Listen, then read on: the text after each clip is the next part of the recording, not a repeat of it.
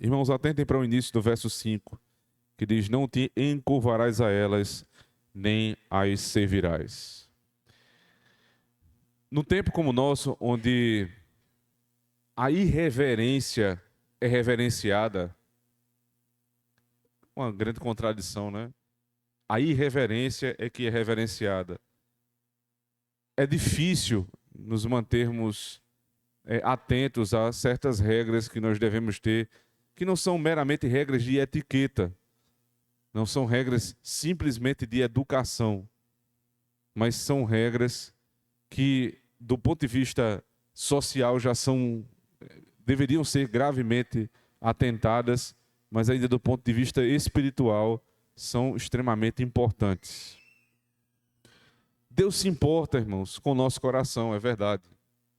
As intenções do nosso coração, o desejar fazer aquilo que Ele requer de nós, e todo o nosso proceder, ele tem origem no coração, ou deveria ter origem no nosso coração. A maneira correta de nos apresentarmos a Deus é, em primeiro lugar, com o coração voltado a Ele, com o desejo de servi-lo no coração. Então o coração realmente é muito importante, mas não somente o coração é importante. Deus não vai nos salvar somente alma, somente coração, somente a parte interna, mas Deus nos salvará corpo e alma. Dessa maneira, a nossa expressão corporal também é importante. Logo que ela expressa aquilo que está no coração. Aquilo que eu faço com o meu corpo, e não somente a intenção do meu coração, são avaliadas por Deus no culto. A posição, a postura que nós nos colocamos no culto, portanto, é algo extremamente importante. E não somente a intenção do meu coração. E eu digo isso porque quando nós lemos o verso 5, que diz: não te encurvarás a elas, claramente o segundo mandamento, que diz respeito ao culto, e que ora trata do foro íntimo, daquilo que está no meu coração, eu não devo fazer imagens não só externas, mas eu também não devo fazer imagens internas a respeito de Deus. Eu não devo imaginar Deus como tendo corpo, porque isso é pecado. Eu também não devo fazer imagens de matéria, eu não devo fazer imagens de pedra, de madeira, que sejam representações de Deus, ou seja, aquilo que é externo também é importante. Mas ele fala do modo como eu me coloco no corpo diante do Senhor. A postura que eu tomo diante de Deus em adoração é importante. Não te encurvarás. Não farás imagem, não te encurvarás. Para que o corpo se encurve, certamente a alma se encurvou antes, o coração já está encurvado ao ídolo, mas o corpo acompanha a alma.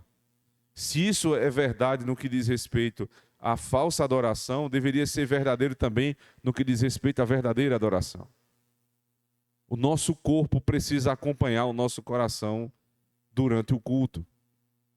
Se nós dizemos que este é um culto solene, a solenidade do culto não está simplesmente em preservar o nome de Deus Santo nos meus pensamentos, não permitindo que as preocupações do amanhã sejam trazidas para hoje, que os meus negócios, as minhas inquietudes, as minhas ansiedades do amanhã sejam trazidas para o culto, porque isso seria pecado no coração, mas também a forma, a postura como eu me coloco no culto. O relaxamento, por exemplo, procede do púlpito. Os púlpitos hoje estão tão esvaziados da solenidade do culto que muitos pastores eles se vestem como se estivessem indo para a praia. E alguém vai dizer: mas Deus não me recebe se eu estiver de bermuda? Claro, Deus nos recebe na nossa casa, em qualquer circunstância. Porque é apropriado para aquela circunstância nos vestirmos de determinado modo. Então eu não devo ter vergonha de estar sem roupa, por exemplo, diante do Senhor, quando a situação permitir. Isso não é um problema em si. Em uma determinada situação, você orar, por exemplo, no banho. Isso não é pecado. Mas no culto público, onde se exige solenidade, onde nós nos apresentamos diante de Deus, a vestimenta é importante.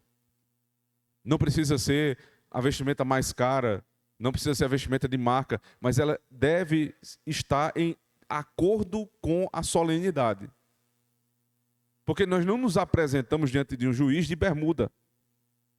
Esses dias, um determinado casal tentou visitar um dos restaurantes mais badalados de São Paulo, mais chiques de São Paulo, e era o aniversário de casamento deles, e o rapaz foi de bermuda.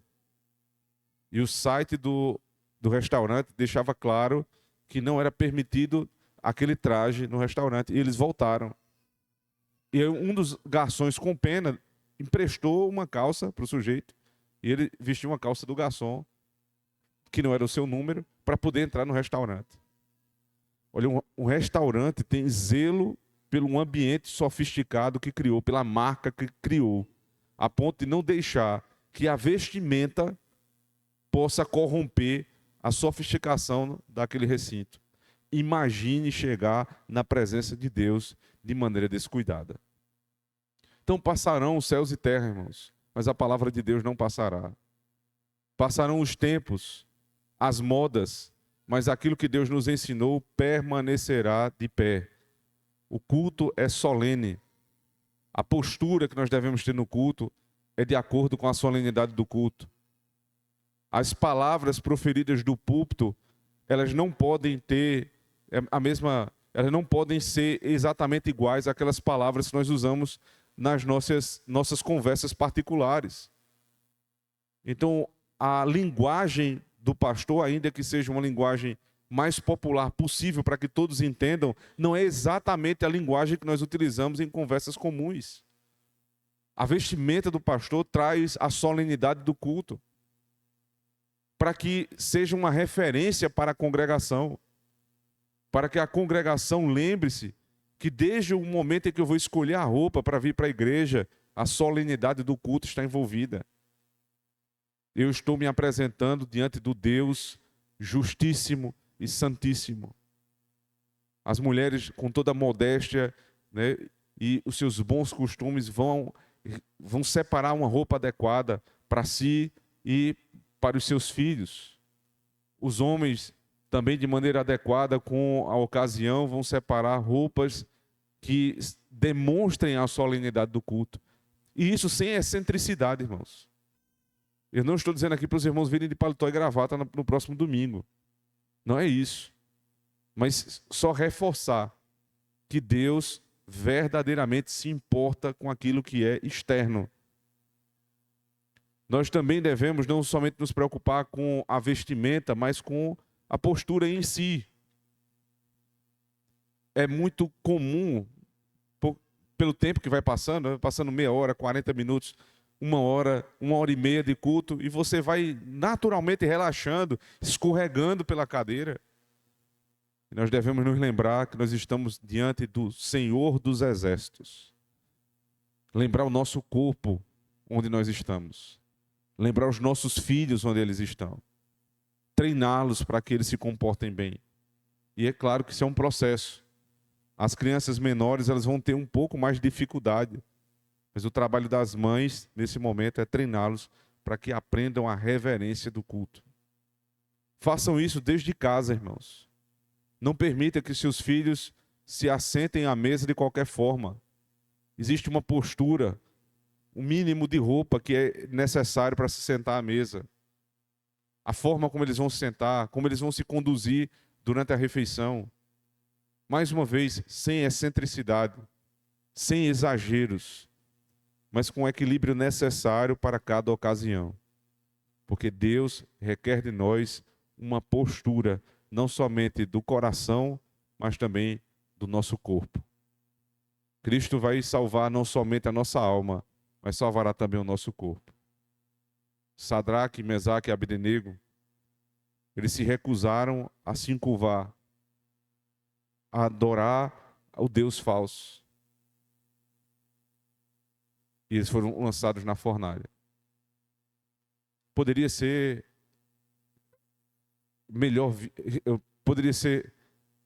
melhor tratada aquela circunstância à luz da irreverência dos nossos tempos? Qual é o problema? Vai lá, se curva, não tem problema nenhum. Mas eles sabiam que Deus requer de nós não somente o coração, mas também o nosso corpo. O nosso corpo é, sim, importante no que diz respeito ao nosso relacionamento com o Senhor. Nós vamos então, irmãos, nesse momento em que confessamos os nossos pecados, pedir ao Senhor que tenha misericórdia de nós, pelas inúmeras vezes que nós permitimos que não apenas o nosso coração vagueasse por longe dos assuntos que estão sendo tratados no culto, mas que o nosso corpo, de maneira irreverente, ao invés de servir ao Deus Todo-Poderoso, servisse aos nossos próprios confortos, em posturas inadequadas no culto. Sobre este e muitos outros pecados, eu convido a igreja a curvar sua cabeça, fechar os olhos e juntos confessarmos ao Senhor.